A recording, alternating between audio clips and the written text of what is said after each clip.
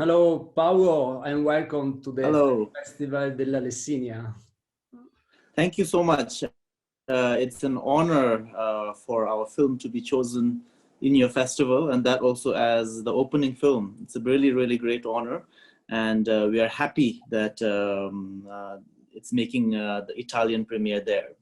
Thank you very much for this wonderful story. So, Pawo, does that little school really exist?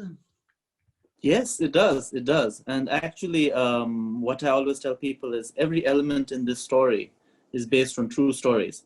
So one of the, issues that I wanted to do was I wanted to shoot at the school, and I wanted to use the actual school students. So basically, we took over the school for 2 months, and those children are students of that school. They have never left the village, and they have never seen a movie. It was the first time they were seeing a camera. So I think they did wonderfully.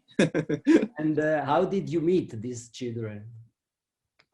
After I wrote the script, I really wanted to shoot in Bhutan and the world's most remote school, and Lunana was that place. So we went to visit that place, and I went to visit the school children to tell them about this movie, and that I'd be casting them as the main actors. Mm-hmm. And I met Pemzam. That's when I first met her, and she came as a little girl and still very confident. And she told me that, "Oh, I heard you're making a movie, and I'm the actress you're looking for." And I was so touched by her confidence. So I said, "What can you do?" And then she sang me the song, which, we see in the movie.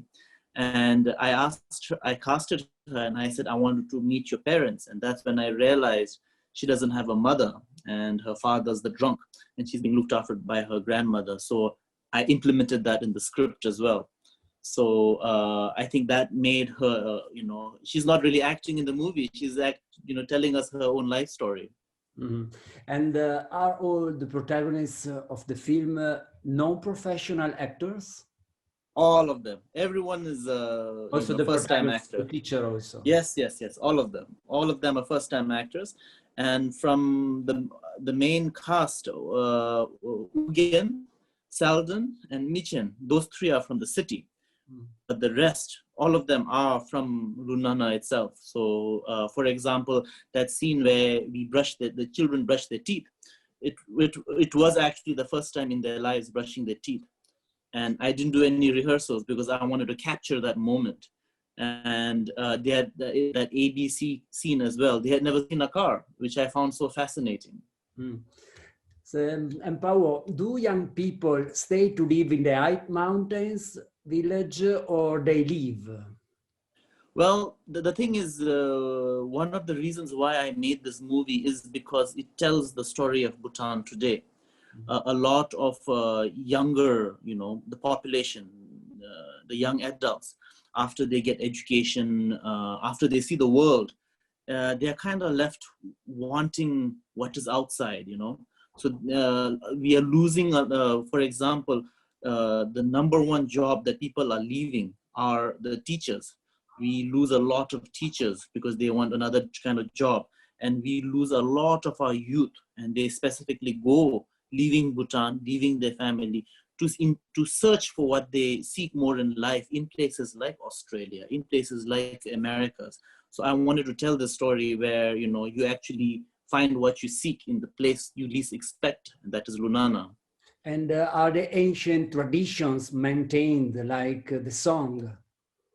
Yes, actually, the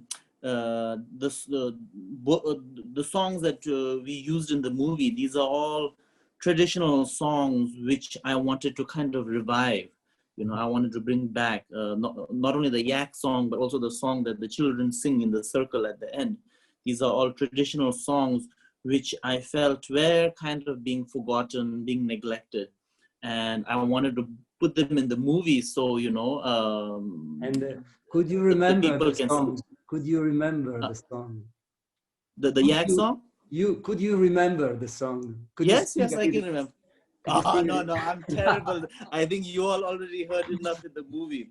But Alessandro, another thing, going with the custom and tradition, you know, in the movie, the women in Lunana wear like a cape. Yeah. Even that is a tradition in Lunana, which is being forgotten now. Many people are abandoning that and wearing, you know, the traditional, like the modern jackets, which I find very sad, because that is a part of our tradition and custom. And now in the whole valley of Lunana, there's only one old lady who knows how to make that. So even that, I wanted to bring it back in the movie so the rest of Bhutan and the rest of the world could see it, you know. Pawo, does the film have anything to do with your life? Your It does, experience? actually. Yes, it does. Because I'm a son of a diplomat. So I spent most of my life outside Bhutan. I, you know, grew up in Switzerland, actually. Switzerland, the Middle East. I did my college in America and my schooling in India. And I came back to Bhutan. And having seen the world as a child, coming back to Bhutan, I was fascinated by our traditions and our cultures. But then also I was very sad that it was sometimes being overlooked for, you know, outside influence, modern influences. So I wanted to tell the story to reflect that as well. In a way, you know, I always tell people that the Bhutanese culture, tradition, it is kind of like the shadow, you know. And it is, we always say that it is through the experience of shadow can we truly appreciate the beauty of the light. And Paolo, at the end of the film, when the teacher leaves, it seems that the villagers are really sad about it, about his departure. And were they sad also when the film crew left? Yes, I think so. Actually, I think that scene when the teacher was leaving, you know, Pemzam, the little girl, she actually really cried in that scene. So that scene where the teacher is saying goodbye to her and she's all teary-eyed, that is all natural. I thought she did an amazing job there. But also, I think we were lucky because trying to take advantage of the season change, we kind of shot the film in a chronological order. So that was the last scene we were shooting up there. So in a way, you know, all of us had gotten close to the villagers. We had gotten close to the children. And they knew when we were shooting it that, okay, you know, this is the last scene of the movie and they're going. And, you know, as the director, I spoke to Pemzam before the scene and she had gotten really close to us. And I told her, I said, you know, this is it now. This is it, we're going. And from tomorrow onwards, you won't have us here and, you know, you'll have your old life back. And I think she kind of like stayed in that moment and it came out beautifully, I think.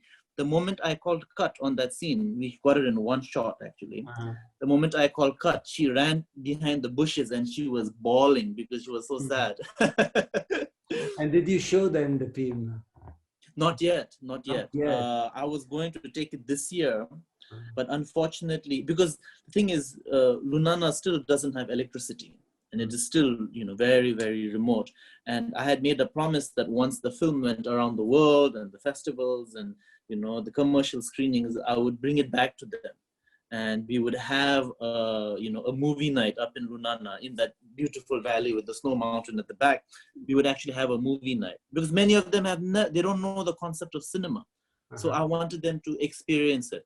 But unfortunately, because of COVID, we have not been able to do that. In fact, you know, Bhutan has done such a wonderful job at keeping the virus at bay, but we have suddenly gotten communal transmission the last few days. So now the entire country is under lockdown. So hopefully next year. Okay, so thank you very much for this wonderful story, Pawo, and thank you. Good luck with your film. This is your first. Thank you so much. Film? This is my first film, yes. Yeah, good luck, and good luck also for the prizes. Thank you, thank you, thank you so much. So thank you very much from Lessinia. Ciao. Thank you. Bye-bye. Ciao. Bye.